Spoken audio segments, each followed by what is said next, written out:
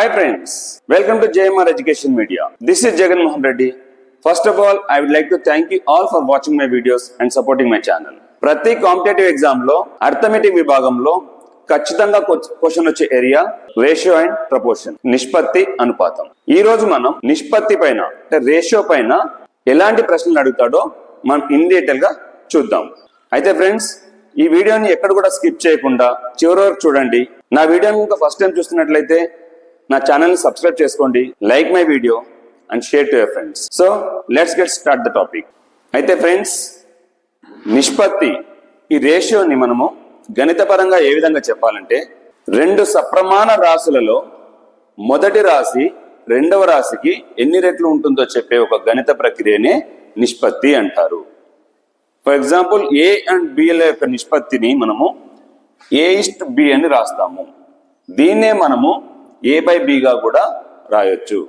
అయితే ఈ నిష్పత్తిలో మొదటి పదాన్ని అంటే మొదటి సంఖ్యని పూర్వపదమని, రెండవ దాన్ని పరపదమని అంటారు. అయితే ఫ్రెండ్స్, ఒకటి గుర్తుపెట్టుకోండి, రేషియోలో అంటే నిష్పత్తిలో ఎప్పుడు కూడా పూర్వ మరియు పరపదాలను ఒకే సంఖ్య చేత గుణిస్తే దాని విలువ మారదు. ఫర్ ఎగ్జాంపుల్ 3:4 చూద్దాం. 3:4 దీన్ని మనము ఒక సంఖ్య చేత ఒక 5తో మల్టిప్లై చేద్దాం. 3 × 5 = 4 × 5 ఎంత? ఇది 15:20. 15:20 అన్న 3:4 అన్న సమానం. ఇదే విధంగా ఒక నిష్పత్తిలోని పూర్వపర పదాలను ఏదైనా సంఖ్య చేత భాగించినట్లయితే దాని విలువ మారదు. ఇదే చూద్దాం మనం. ఇక్కడ ఏమవుతుంది? 5 3s are 5 4s are అంటే ఏమొచ్చింది మనకి? 3:4 ఇది. కాబట్టి పూర్వపర పదాలని ఒక సంఖ్య చేత గుణించినా గాని భాగించినా గాని దాని విలువ మారదు. ఈ విషయాన్ని గుర్తుపెట్టుకోండి. దీన్ని మనం ఒక 2 ఉదాహరణల ద్వారా చూద్దాం. ఫస్ట్ తీసుకోండి, 75, 200 నిష్పత్తి ఎంత అన్నప్పుడు ఏం చేస్తాం మనం? 75:200. సో దీన్ని మనం సింప్లిఫై చేస్తే వచ్చేది మనకి సంక్షిప్త రూపంలో ఉన్నటువంటి నిష్పత్తి. 25 3s are 25 8s are అంటే ఎంత? 3:8. ఈ రెండు కూడా 3:8 నిష్పత్తిలో ఉన్నాయి. అలా కాకుండా ఈ ఎగ్జాంపుల్ చూడండి, 240 meters and 8 kilometers యొక్క నిష్పత్తి ఎంత?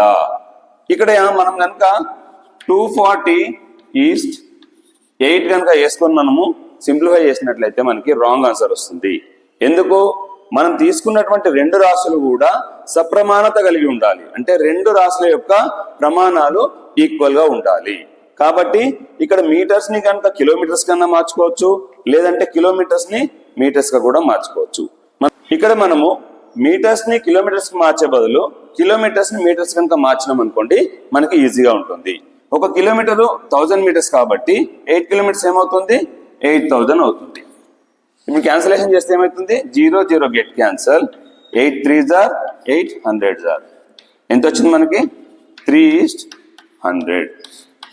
సో 240 meters and 8 kilometers యొక్క నిష్పత్తి ఎంత అంటే 3:100. ఈ విధంగా మనకి ప్రమాణాలు సేమ్ ఇచ్చినప్పుడు డైరెక్ట్ చేయాలి. ప్రమాణాలు కనుక డిఫరెంట్ ఇచ్చినట్లయితే ప్రమాణాలను మనం ఈక్వల్ చేసుకొని అప్పుడు నిష్పత్తిని సంక్షిప్త రూపంలోకి మార్చుకోవాలి. మనకు ఒక ప్రశ్న అడగడానికి చాలా అవకాశం ఉంది. ముఖ్యంగా డిఎస్సిలో ఎస్జిటి విద్యార్థులు అయితే ఖచ్చితంగా దీని మీద క్వశ్చన్ వచ్చే అవకాశం ఉంది. సో చూడండి, 2 స్కోర్లు 3 డజన్ల యొక్క నిష్పత్తి ఎంత అన్నప్పుడు అసలు స్కోర్ అంటే ఏంటి, డజన్ అంటే ఏంటి? మనకు తెలుసు, డజన్ అంటే 12, డజన్ అంటే 12 వస్తువులు, ఒక స్కోరు అంటే 20 వస్తువులు. అదేవిధంగా ఒక దస్తా అయితే 24 వస్తువులు, ఒక గ్రోస్ అయితే 12 డజన్లు లేదా 144 వస్తువులు. ఒక రీమ్ అంటే స్మాల్ సైజ్ తీసుకుంటే 480 pages, బిగ్ సైజ్ తీసుకుంటే 500 pages. ఇవి మనకు తెలిసినట్లయితే మనం ఇక్కడ రాసుకోవచ్చు. 2 స్కోరు అంటే 2 × స్కోర్ ఎంత? ఒక స్కోర్ = 20 వస్తువులు అంటే 20 ఈస్ట్ 3 డజన్లు అంటే 3 × 12. సింప్లిఫై చేస్తే ఏమొస్తుంది ఇక్కడ మనకి? 4 3s are 4 5s are 2 5s are 10 is 3 3s are 9 అంటే 2 స్కోర్లు మరియు 3 డజన్ల యొక్క నిష్పత్తి ఎంత? 10:9. ఒక్కొక్కసారి మనకి రెండు నిష్పత్తులు ఇచ్చి వాటిలో ఏది పెద్దది ఏది చిన్నది అని అడుగుతాడు. ఇలాంటప్పుడు ఎలా చేయాలి? ఒక ఎగ్జాంపుల్ చూడండి. 4:5, 19:25 ఈ రెండిట్లలో ఏది పెద్దది అంటున్నాడు. అప్పుడు ఏం రాసుకోవాలంటే మనం 4/5 అండ్ 19/25. ఈ డినామినేటర్ రెండింటి యొక్క ఎల్సిఎం ఎంత? 25. 25ని 5తో డివైడ్ చేస్తే ఎంత అవుతుంది? 5 వస్తుంది. కాబట్టి 5తో మల్టిప్లై చేయండి పైన దాన్ని. 4 × 5. దీని ఏం చేస్తారు? ఎల్సిఎం 25 డివైడెడ్ బై 25 1 కాబట్టి 19 × 1 అని రాసుకోండి. దీని వాల్యూస్ ఏమవుతుంది? 4 × 5 = 20, 19 × 1 = 19. సో ఈ రెండు రాశుల మధ్యలో ఏది పెద్దది? మొదటి రాశి పెద్దది. కాబట్టి 4:5 ఈజ్ గ్రేటర్ దెన్ 19:25. ఈ విధంగా మనం రాసుకోవాలి. రెండు రాశులు ఇచ్చి వాటి యొక్క విలోమాల నిష్పత్తి ఎంత అని అడుగుతాడు. సపోజ్ A:B యొక్క విలోమ నిష్పత్తి ఎంత అంటే B:A అని రాయాలి. A:B ల యొక్క విలోమ నిష్పత్తి ఎంత అంటే B:A అని రాయాలి. అదేవిధంగా AB ల వర్గాల నిష్పత్తి అంటే A²:B² అని రాసుకోవాలి. అదే AB ల యొక్క వర్గమూలాల నిష్పత్తి అంటే √A∗√B అని రాసుకోవాలి. AB ల యొక్క గణాల నిష్పత్తి ఎంత అంటే గణం అంటే A యొక్క గణం A³. సో A³:B³ అని రాసుకోవాలి. అదేవిధంగా AB ల యొక్క ఘనమూలాల నిష్పత్తి ఎంత అంటే √A∗√B అని రాసుకోవాలి. ఇంకొక కాన్సెప్ట్ మనకు అడుగుతాడు. A:B ఇస్తాడు, B:C ఇస్తాడు. ఈ రెండు నిష్పత్తుల యొక్క బహుళ నిష్పత్తి ఎంత అంటాడు. రెండు నిష్పత్తుల యొక్క బహుళ నిష్పత్తి ఎంత అంటే AC:BD. ఇది ఏ విధంగా రాసామంటే A:B, C:D లో మొదటి నిష్పత్తిలో రెండవ నిష్పత్తిలోని పూర్వపదాల లబ్ధము ఈస్ట్ పరపదాల లబ్ధంగా రాసాము. మనం చెప్పాము పూర్వపదం అంటే నిష్పత్తిలో మొదటి పదం, పరపదం అంటే రెండవ పదం. ఈ విధంగా మనకు ఈ అంశాల పైన డిఫరెంట్ గా అప్లికేషన్ ఓరియంటెడ్ లో కూడా మనకి ప్రశ్నలు అడగడం జరుగుతుంది. అవి ఏ విధంగా ప్రశ్నలు అడుగుతాడో ఒకసారి మనం కొన్ని ఎగ్జాంపుల్స్ ద్వారా ఇప్పుడు చూద్దాం. మొదటి ఎగ్జాంపుల్ కనుక చూసినట్లయితే ఒకసారి చూడండి. 5 1/7 ఈస్ట్ 6 3/4 ల విలోమ నిష్పత్తి ఎంత అన్నాడు. ముందు మనం దీని యొక్క యాక్చువల్ నిష్పత్తి కనుక్కోవాలి. కనుక్కున్న తర్వాత విలోమ నిష్పత్తి కావాలంటే దాన్ని రివర్స్ చేయాలి. యాక్చువల్ నిష్పత్తి కనుక్కుందామంటే ఇక్కడ మిక్స్డ్ ఫ్రాక్షన్స్ లో ఉన్నాయి. వీటిని ప్రాపర్ ఫ్రాక్షన్ లోకి మార్చాలి. First 7 5 35 + 1 36/7 east 4 6 24 + 3 27/4. దీన్ని ఏ విధంగా రాసుకోవచ్చు? మనం A:B ని A/B గా రాసుకుంటాం కాబట్టి వీటి భిన్నాల్లో ఉన్నప్పుడు 36/7 డివైడెడ్ బై 27/4 అంటే ఏ విధంగా రాసుకుంటాం మనం?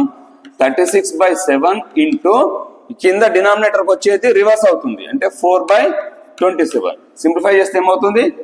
9 3 9 4 అప్పుడు ఏమవుతుంది? 4 × 4/7 × 3 దిస్ ఇస్ ఈక్వల్ టు 16/21. వీటి యొక్క యాక్చువల్ నిష్పత్తి ఎంత? 16/21. మరి విలోమ నిష్పత్తి ఎంత?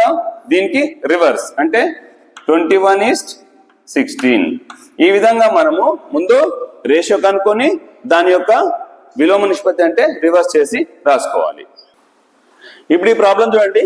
5 1/4 ఈస్ట్ 2 1/3 నకు విలోమ నిష్పత్తిలో పరపదము 63 అంటుండు. అయినా పూర్వపదం ఎంత? ఇలాంటప్పుడు ఏం చేస్తాం మనం? దీని యాక్చువల్ నిష్పత్తి కనుక్కోండి. 5 4 20 + 1 21 డివైడెడ్ బై 4 ఈస్ట్ 3 2 6 + 1 7/3. దీన్ని ఏ విధంగా రాస్తాం మనం? 21/4 × 3/7 7 1 7 3 ఎంత వచ్చింది మనకి? 9/4. అంటే దీన్ని ఏ విధంగా రాసుకోవచ్చు మనం? 9:4 అని రాసుకోవచ్చు. కానీ మనకి ఏం అడిగిండు? విలోమ నిష్పత్తిలో అన్నాడు. విలోమ నిష్పత్తి అంటే 4:9. ఈ 4:9 లో మనకి పరపదం ఎంత ఇచ్చిండు? 63. అయితే పూర్వపదం ఎంత అన్నాడు. దీన్ని ఏ విధంగా రాస్తాం మనం? 9 పోర్షన్స్ ఈక్వల్ ఎంత అన్నట్టు? 63. 9 పోర్షన్స్ 63 అయినప్పుడు 4 పోర్షన్స్ ఎంత అవుతుంది? మనం ఆల్రెడీ ఇంతకుముందు వీడియోలలో తెలుసుకున్నాం. తక్కువ అవుతుందా ఎక్కువ అవుతుందా? తక్కువ అవుతుంది. కాబట్టి తక్కువ బై ఎక్కువ 4/9 × 63. క్యాన్సలేషన్ చేసినట్లయితే 9 1 9 7 ఎంత? 4 7 28. పూర్వపదం ఎంత? 28.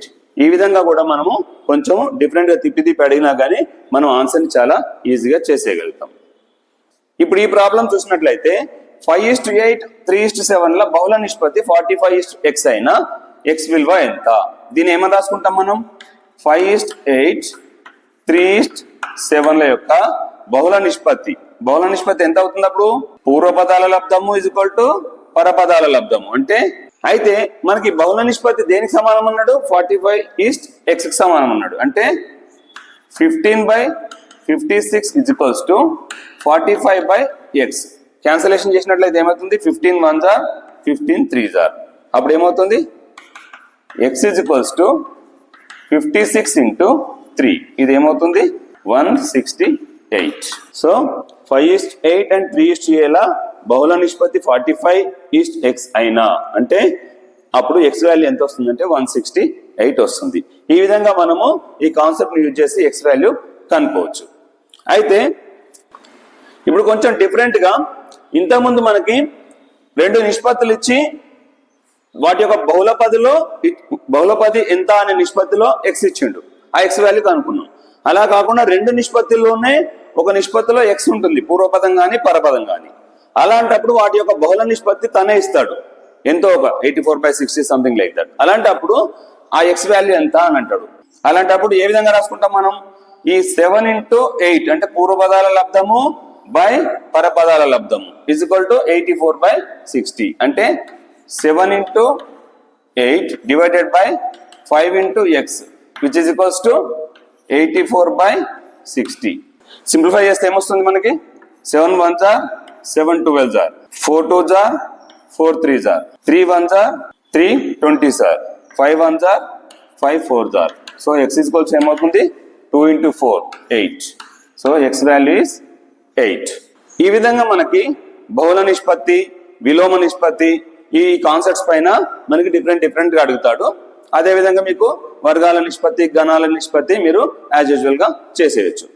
అలా కాకుండా ఒక్కొక్కసారి మనకి A:B ఇస్తాడు, B:C ఇస్తాడు. అయినా A:B:C యొక్క నిష్పత్తి ఎంత అని అంటాడు. అంటే రెండు రాశుల నిష్పత్తి ఇచ్చి 3 రాశుల యొక్క నిష్పత్తి ఎంత అని అంటాడు. ఇది ఏ విధంగా చేస్తామో ఒక 2 ఎగ్జాంపుల్స్ ద్వారా చూద్దాము. A:B = 3:4, B:C = 5:6 అయినా A:B:C ఎంత? ఈ సందర్భంలో ఏం రాస్తారంటే మీరు A:B ఎంత? 3 4 అని రాసుకోండి. B:C ఎంత? 5 6 అని రాసుకోండి. మనకి A:B:C రాసేటప్పుడు ముందుగా మనం ఏం చేయాలంటే ఈ రెండు రాశుల యొక్క మల్టిప్లికేషన్ పైనుంచి కిందికి 3 × 5. నెక్స్ట్ ఏంటంటే ఇటు నుంచి ఇటు 5 × 4 5 × 4 ఈస్ట్. తర్వాత చివరిది ఇది 4 × 6. ఏ విధంగా వేయాలి? ఇటు నుంచి ఇటు రావాలి, ఇటు నుంచి ఇటు పోవాలి, ఇటు నుంచి ఇటు రావాలి. అప్పుడు ఏమవుతుంది? 15 ఈస్ట్ 20 ఈస్ట్ 24. సింపుల్. మన ఆరో మార్క్ ఎట్లా రావాలి? First down, then diagonally cross, then again down. ఈ విధంగా మీరు ఇది గుర్తుపెట్టుకున్నట్లయితే మనం ఇలాంటి ప్రాబ్లమ్స్ ఈజీగా సాల్వ్ చేయగలుగుతాం. ఈ ప్రాబ్లం చూడండి, 3a = 5b = 6b అయినా A:B:C ఎంత అన్నాడు. ఇది రావాలంటే మనకి ఇట్లా A:B B:C ఉంటే మనం చేసేయచ్చు. కానీ ఇక్కడ కొంచెం డిఫరెంట్ గా అడిగాడు. సో ఫస్ట్ 2 కండిషన్స్ నుంచి మనం ఏమని రాసుకోవచ్చు? 3a = 5b. అప్పుడు a/b ఎంత అవుతుంది? 5/a/b = 5/3 which is A:B ఎంత అవుతుంది? 5/3 అంటే 5:3. అదే విధంగా ఇప్పుడు ఈ రెండు తీసుకోండి. 5b = 6c. అప్పుడు b/c ఏమని రాసుకోవచ్చు? 6/5. అంటే అర్థమైంది? B:C ఎంత అవుతుంది? 6:5. అంటే B:C = 6:5. ఇప్పుడు దీని నుంచి A:B:C ఎలా కనుక్కుంటాం మనం? ఇలా రాసుకోండి. 5 3 6 5. ఏం చేయాలి మనం? ఫస్ట్ 5 నుంచి కిందికి. సో 5 × 6 ఈస్ట్, ఇక్కడ నుంచి ఇటు 6 × 3 ఈస్ట్, 5 నుంచి కిందికి 3 × 5. ఏమైనా క్యాన్సిల్ అయితే చూసుకోండి. 3 1s are 3 1s are 3 2s are. అప్పుడు ఏమవుతుంది? 5 2s are 10, east 6 east 5. So ఇలా ఇచ్చినప్పుడు A:B:C ఎంత అంటే 10:6:5. ఈ విధంగా మనము A:B:B:C ఇచ్చి A:B:Cని డిఫరెంట్ గా ఏ విధంగా అడిగినా కానీ మనం ఈజీగా ఈ విధంగా ఆన్సర్ చేసేయచ్చు. ఒక్కోసారి ఫ్రెండ్స్ కొంచెం టఫ్ గా అడుగుతాడు, కానీ చాలా సింపుల్ గా ఉంటుంది. కానీ ఇది మనం ప్రాసెస్ ప్రకారం చేస్తే చాలా టైం తీసుకుంటుంది. దీన్ని నేను ఒక ఈజీ షార్ట్ కట్ చెప్తాను, దాన్ని ఈజీగా మీరు ఫాలో అయిపోండి. ఎలా అంటే A:B ఇస్తాడు, B:C ఇస్తాడు, C:D ఇస్తాడు, అయినా A:B:C:D ఎంత అని అడుగుతాడు. ఇలాంటి సందర్భంలో మనం ఎలా రాసుకోవాలంటే ఇచ్చినటువంటి నిష్పత్తిని ఈ విధంగా రాసుకోండి. 4 5 3 4 6 7. ఇలాంటి సందర్భంలో ఏ విధంగా చేయాలంటే A:B:C:D లో ఏ కావాలంటే ఇది మనం కాలం 1 గా డివైడ్ చేసుకొని కాలం 2 అనుకోండి రెండింటిని. ఓకే, కాలం 1 లో ఉన్నటువంటి మూడింటిని మల్టిప్లై చేస్తే వచ్చేదే మనకి A అంటే 4 × 3 × 6. మరి B కోసం కావాలన్నప్పుడు ఏం చేయాలంటే కాలం 2 లో మొదటి తీసుకోవాలి, తర్వాత కాలం 1 లో మూడో నెంబర్లను తీసుకోవాలి. అంటే 5 × 3 × 6 ఈస్ట్. C కావాలన్నప్పుడు కాలం 2 లో ఈ 2 తీసుకొని కాలం 1 లో ఈ 1 తీసుకోవాలి చివరిది. అంటే 5 × 4 × 6 ఈస్ట్. D కావాలన్నప్పుడు కాలం 2 లో ఉన్నటువంటి ఈ మూడింటిని తీసుకోవాలి. 5 × 4 × 7. మీరు సింపుల్ గా గుర్తుపెట్టుకోవాలని నేను చెప్తాను చూడండి. కాలం 1 కాలం 2. ఏ కావాలన్నప్పుడు కాలం 1 లో ఉన్నటువంటి 1 2 3లని మల్టిప్లై చేసేయాలి, ఇది ఏ. బి కావాలనుకుంటే కాలం 2 నుంచి 1 తీసుకొని కాలం 1 లోంచి 2 తీసుకోవాలి. అంటే 1 2 3 ఇది బి. సి కావాలన్నప్పుడు కాలం 2 నుంచి 2 తీసుకొని కాలం 1 లో 1 తీసుకోవాలి. అంటే 1 2 3. తర్వాత డి కావాలనుకుంటే కాలం 2 లో ఉన్నటువంటి 3 నెంబర్స్ ని మల్టిప్లై చేయాలి, అది డి వస్తుంది. ఇది సి. అంటే ఇక్కడ 1 2 3 రెండవ కాలంలో ఉన్నటువంటి 3ని మల్టిప్లై చేస్తే మనకి డి వస్తుంది. మీరు ఇది కనుక గుర్తుపెట్టుకున్నట్లయితే సింపుల్ గా మనం చేసేయచ్చు. ఫస్ట్ టాప్ టు బాటం ఏ, చివరిది టాప్ టు బాటం ఇది డి. మధ్యలో బి కావాలనుకుంటే రెండవ కాలంలో 1, మొదటి కాలంలో 2. సి కావాలన్నప్పుడు రెండో కాలంలో 2, మొదటి కాలంలో 1. ఈ విధంగా రాసుకున్న తర్వాత సింప్లిఫై చేస్తే వచ్చేది మనకి ఫైనల్ రేషియో ఆఫ్ A:B:C:D. చూడండి ఏమైనా క్యాన్సిలేషన్ అవుతుందా? ఒక 2 లో పోతుంది అంతే. 2 2s are 2 3s are 2 2s are 2 2s are. అప్పుడు ఏమవుతుంది? 2 3s are 6 6 6s are 36 east. 5 3s are 15 + 15 × 3 45 east. 5 2s are 10 10 6s are 60 east. 5 2s are 10 10 7s are 70. So మనకి A:B:C:D ఎంత అవుతుందంటే 36 45 60 70. ఈ విధంగా మనకి రేషియోస్ లో డిఫరెంట్ గా అడిగినట్లయితే మనం ఈజీగా ఈ షార్ట్ కట్ మెథడ్ ద్వారా ఈజీగా మనం చేసేయగలుగుతాం. ఇప్పుడు ఈ ప్రాబ్లమ్స్ చూడండి. ఫస్ట్ చూడండి, 2 సంఖ్యల యొక్క నిష్పత్తి 4:5, వీటి మొత్తము 27 అయినా వాటి లబ్ధం ఎంత అంటున్నాడు. ఇలాంటప్పుడు మనం ఏం చేస్తాం? ఇక్కడ మనకి మొత్తం ఎంత ఇచ్చిండు? 4:5 యొక్క నిష్పత్తిలో మొత్తం ఎంత ఇచ్చిండు? 27. అంటే ఏంటి? వీటిని మనము 4x 5x అనుకుంటే 4x + 5x ఎంత? 27. అంటే 9x = 27. Therefore x ఎంత? 27/9 3 అవుతుంది. x = 3 అవుతుంది. వాటి యొక్క లబ్ధం ఎంత? మనకు కావాల్సింది వాటి యొక్క లబ్ధం ఎంత. అక్కడ మనకి 4x × 5x = 20x². 20 × x² అంటే 3² అంటే 9. 2 9s are 18 and 0 180. సో 2 సంఖ్యల నిష్పత్తి 4:5 అయినా వాటి మొత్తం 27 అయితే ఆ సంఖ్యల యొక్క లబ్ధం ఎంత వచ్చింది మనకి? 180. ఈ విధంగా కూడా మనకి ప్రశ్న అడుగుతాడు. ఇంకొంచెం డిఫరెంట్ ప్రాబ్లం చూడండి. కొంత సొమ్ముని ABCలు 1/2 1/3 1/5 నిష్పత్తిలో పంచుకున్నట్లయితే ఏకి ఎంత వచ్చింది? 150 రూపాయలు వచ్చింది. అయినా వారు పంచుకున్న మొత్తం సొమ్ము ఎంత. ఇలాంటి సందర్భంలో చేయాలంటే ఫస్ట్ మనకి ఇచ్చినటువంటి నిష్పత్తిని కనుక్కోవాలి. 1/2 బై 1/3 బై 1/5 ఈ ఫ్రాక్షన్స్ ని కన్వర్ట్ చేసి దీన్ని నిష్పత్తిలోకి మార్చుకోవాలి. ఎలా చేయాలి? 2, 3, 5 యొక్క ఎల్సిఎం ఎంత అవుతుంది? మనకి 30 అవుతుంది. 30 అయినప్పుడు ఇప్పుడు ఎలా రాస్తాం మనం? 30 డివైడెడ్ బై 2 ఎంత?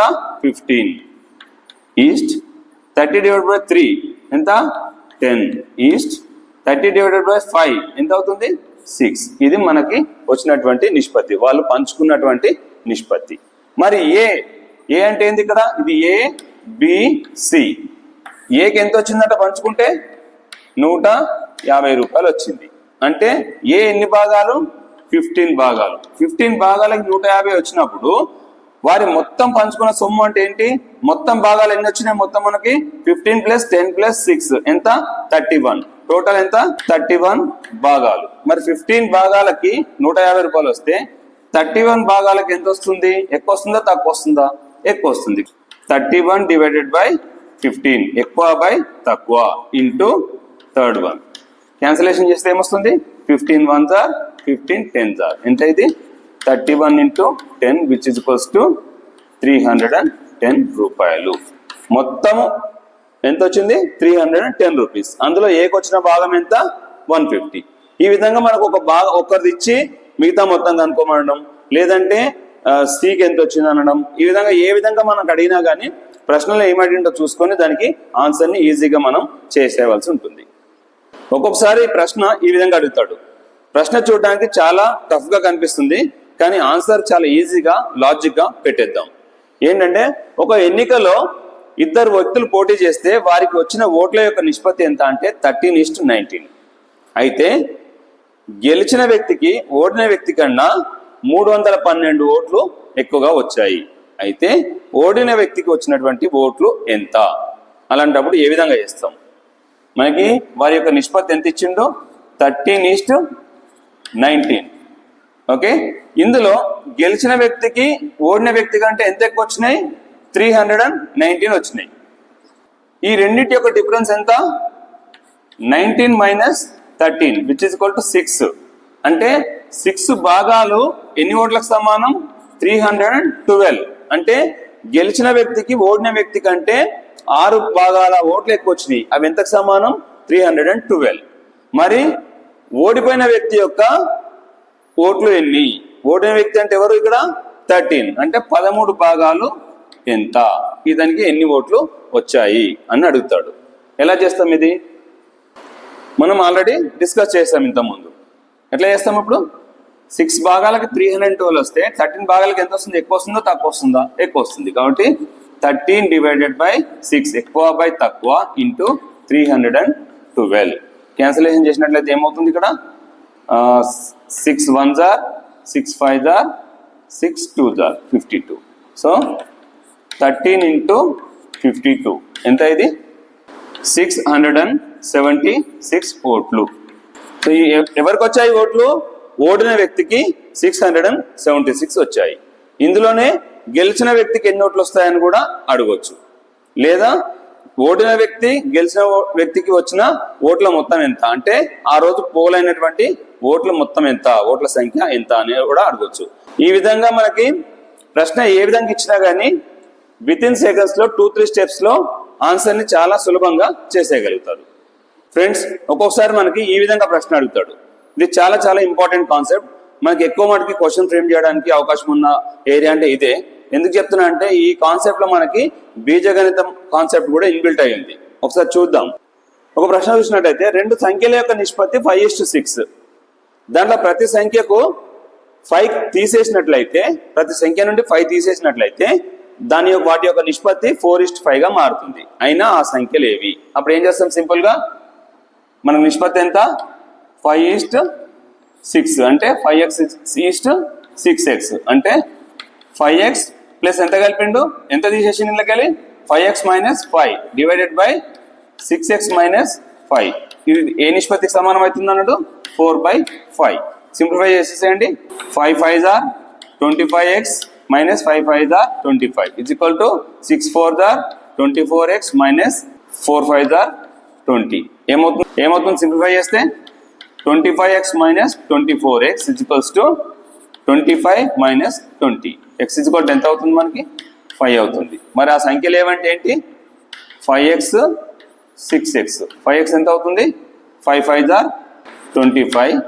6x అంటే 6 5s are 30. ఆ సంఖ్యలు ఏమొచ్చినాయి మనకి 25 and 30. ఈ విధంగా డిఫరెంట్ గా మనకి క్వశ్చన్స్ ఫ్రేమ్ చేసే అవకాశం ఉంటుంది. జాగ్రత్తగా ఆలోచించి కొంచెం క్వశ్చన్ ని ప్రాపర్ గా చదివి ఆన్సర్ ని కరెక్ట్ గా చేయండి. ఒక్కొక్కసారి మనకి నిష్పత్తి కాన్సెప్ట్ లోనే వయసులకు సంబంధించిన ప్రశ్న కూడా అడగడం జరుగుతుంది. దీంట్లో ఎలా చేయాలో ఒక ప్రాబ్లం చూద్దాం. సురేష్ మహేష్ వయసుల నిష్పత్తి 7:5. ప్రస్తుత వయసుల నిష్పత్తి ఎంత అంటే 7:5. 6 సంవత్సరాల తర్వాత వారి యొక్క వయసుల నిష్పత్తి 4:3గా మారింది. అయినా ప్రస్తుత వయసులు ఎంత? సురేష్ అండ్ మహేష్ యొక్క ప్రస్తుత వయసు ఎంత? మనం ఇచ్చిన నిష్పత్తి ఎంత? సురేష్ మహేష్లో ఇచ్చిన నిష్పత్తి ఎంత? 7:5. దీన్నే మనం 7x:5x కూడా అనుకోవచ్చు. 6 సంవత్సరాల తర్వాత అన్నాడు కాబట్టి మనకి ఏంటిది 7x + 6 divided by 5x + 6 which is equal to ఎంత అయింది? 6 సంవత్సరాల తర్వాత 4:3గా మారింది. ఇప్పుడు సింప్లిఫై చేస్తే ఏమవుతుంది 21x + 18 is equals to 20x + 24. Simplify చేస్తే ఏమవుతుంది 21x - 20x is equal to 24 - 18. x is equal to ఎంత అవుతుంది 6 అవుతుంది. సో ప్రస్తుత వయసులో ఎంత? సురేష్ యొక్క వయసు ఎంత 7x. మహేష్ యొక్క వయసు ఎంత 5x. అంటే ఎంత అవుతుంది 7 × x 6 అంటే 42 years. అదే మహేష్ అయితే 5 × 6 is equal to 30 years. ఈ విధంగా మనకి వయసులకు సంబంధించిన ప్రాబ్లమ్ని కూడా మనము నిష్పత్తి అనే కాన్సెప్ట్ని యూజ్ చేసి చాలా ఈజీగా చేయగలుగుతాం. ఇది ఫ్రెండ్స్ రేషియో నిష్పత్తికి సంబంధించినటువంటి వివిధ రకాలైనటువంటి ప్రాబ్లమ్స్. కాంపిటేటివ్ ఎగ్జామ్లో ఎలాంటి ప్రాబ్లం అడిగినా కానీ ఏ విధంగా ఈజీగా చేయాలో మనం నేర్చుకున్నాం. వీడియో కనుక నచ్చినట్లయితే లైక్ చేయండి, subscribe my channel and share to your friends. Next time మరొక ఇంట్రెస్టింగ్ టాపిక్తో మళ్ళీ కలుసుకుందాం. Until then bye bye.